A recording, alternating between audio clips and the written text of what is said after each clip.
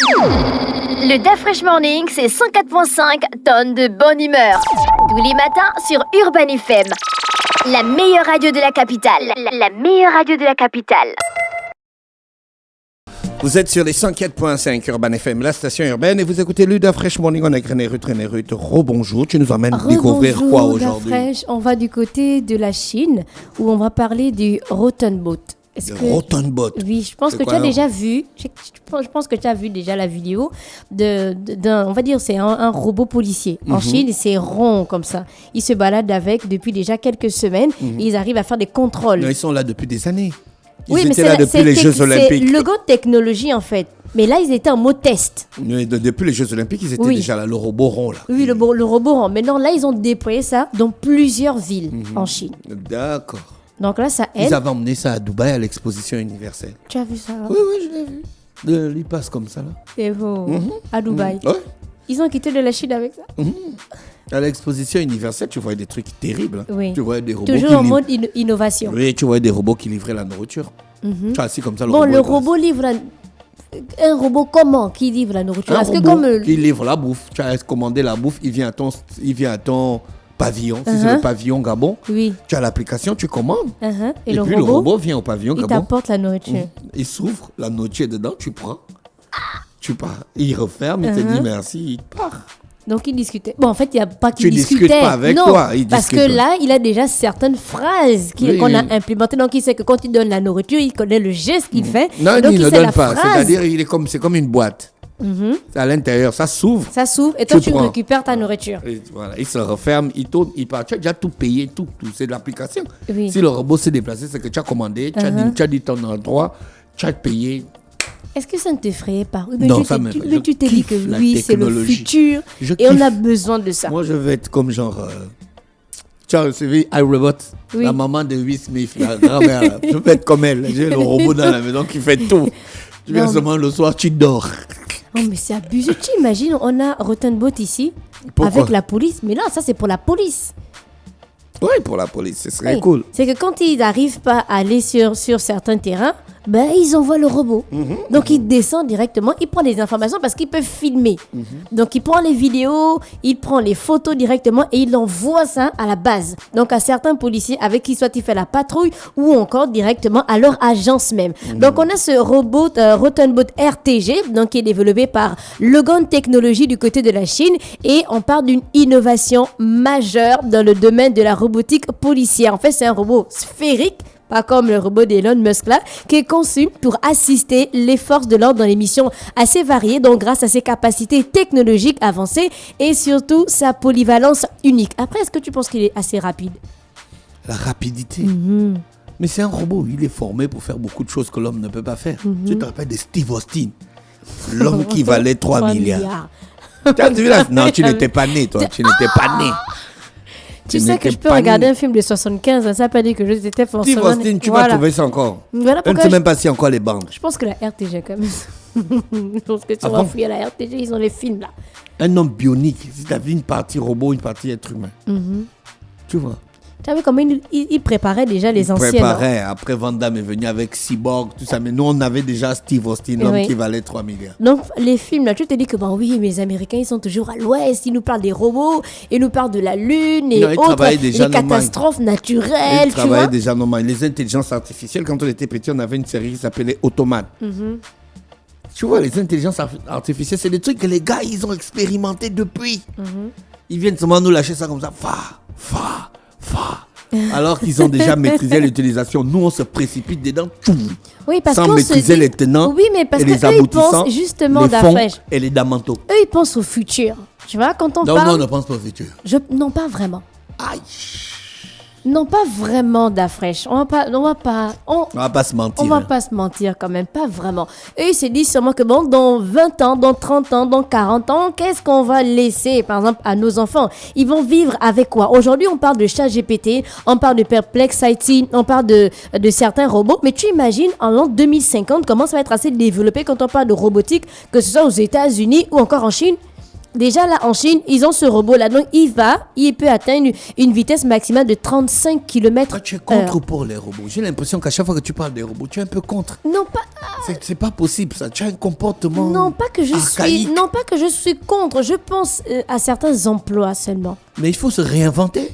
Oui, mais réinventer donc quoi? Est-ce qu'il y a un domaine où on n'aura pas affaire à un robot un jour? Les robots fabriquent les voitures. Non? Depuis combien d'années les robots ont remplacé les hommes dans les usines automobiles? Est-ce que tu as entendu qu'il y a eu des grands problèmes, Oui, il y a eu des chômage. crises. Oui, Tu Dafresh. parles le chômage au Japon, il est énorme. Mais bien sûr, Dafresh, quand on va parle... demander à ChatGPT quel est le taux de chômage.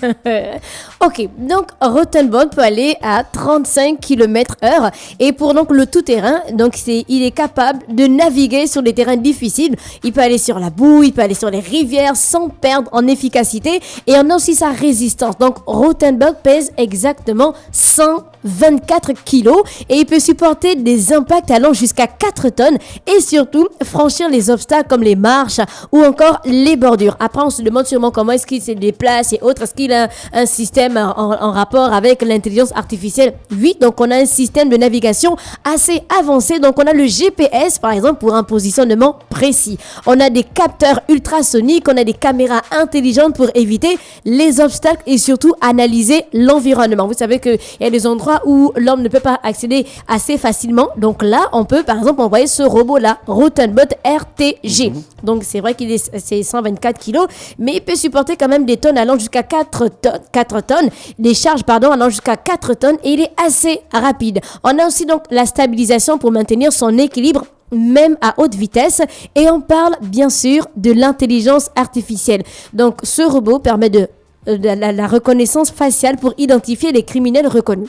Vous savez que parfois on met les avis de recherche et autres, c'est long. Donc là, on a ce robot qui a des caméras, il y a la connexion Internet et il peut identifier beaucoup de personnes. On a la détection comportementale pour repérer les activités suspectes. Donc ce robot peut être utilisé du côté de l'aéroport. Vous savez que parfois, dans d'autres pays, on met beaucoup des chiens et autres qui arrivent à détecter certains cas suspects. Et là, imaginez un peu ce robot-là du côté de l'aéroport. Est-ce que tu penses que nous, on travaille beaucoup avec les chiens seulement? Non, même avec les chiens, on ne travaille même pas beaucoup avec les chiens. Pourtant, il y a tout un Mais quand département certains agents canine. passent là, il y a beaucoup de chiens dans leur véhicule, non? Non, ça, c'est les sociétés de sécurité. Oui. Mais la police a un département canine. C'est comme ça, K9. Voilà, c'est comme ça qu'on écrit ça, mais on lit ça en anglais.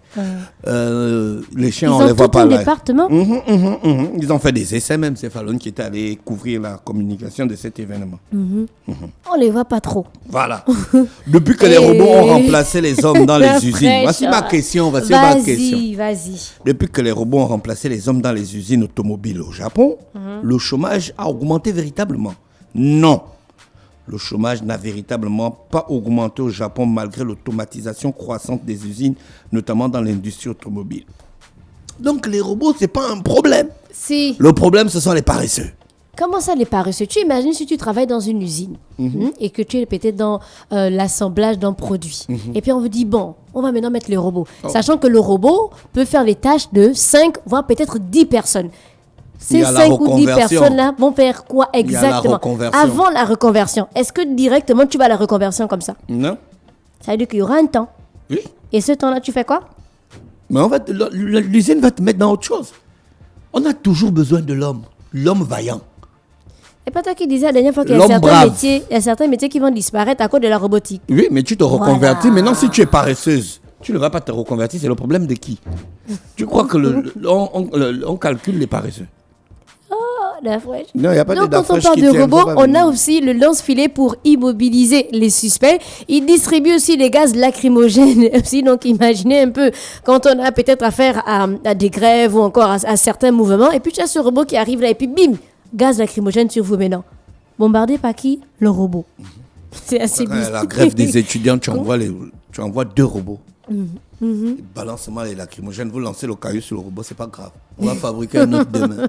On a le haut-parleur puissant et dispositif aussi acoustique pour disperser les fouilles. Et on a l'application pratique. Donc, on a par exemple pour les patrouilles urbaines. Donc, il est déployé dans plusieurs zones, surtout commerciales du côté de la Chine, parce qu'il aide à surveiller les espaces publics. On a, grâce à sa vitesse et sa maniabilité, il peut poursuivre efficacement les criminels. On a la gestion de fouilles. Donc, ces outils non létaux lui permettent d'intervenir dans des situations de contrôle de foule sans recourir forcément à la force. Après, on a l'avantage et bien sûr la limite. Donc, pour l'avantage, on a les réductions, comme eux-mêmes ils disent, réduction des risques pour les policiers en première ligne. On a la polyvalence dans divers scénarios. On a les poursuites, surveillance, contrôle. On a le respect des droits humains grâce à l'usage exclusif d'outils non létaux. Et bien sûr, on a maintenant les limites. Donc, instabilité possible lors des virages serrés. C'est eux-mêmes qui le disent. On a la difficulté face à certains obstacles comme de longues volées d'escalier. On a la nécessité d'une supervision humaine constante parce qu'il n'est pas encore totalement autonome à 90%. Est-ce que ce robot parle? Il peut communiquer, mais il a déjà des phrases bien spécifiques qu'on lui dit par exemple en cas de surveillance, il sait que il doit dire peut-être telle phrase, mais avoir la discussion même avec un humain, là c'est peut-être dans 5, 10, voire 15 ans. Je ne sais pas encore. Est-ce que tu imagines ce robot ici, dans un cas particulier? Ouais. Mouvement des grèves. Mouvement des grèves. On envoie le robot. Mais après, je pense pas qu'au Gabon, on aura ces robots-là dans les 5, 10, 15 ans. Je pense qu'on va encore étudier le terrain. Je pense qu'on doit étudier les routes qu'on a. On peut emmener les robots dans la déco, par exemple. Il y aura des robots dans la déco. La déco. Comme ça, ils pourront remplacer Laetitia Tessier. Mais non, la créativité de Laetitia, c'est pas possible. C'est pas possible. Donc aujourd'hui, pour l'innovation, on parlait du Rotenbot RTG. Oui, elle est très forte en décoration. Je l'aime beaucoup. Et c'était la rubrique du jour. Merci, big up spécial à Laetitia Tessier qui nous écoute quelque part bien connecté sur les 104.5 Urban FM, la station urbaine dans le Da Fresh Morning.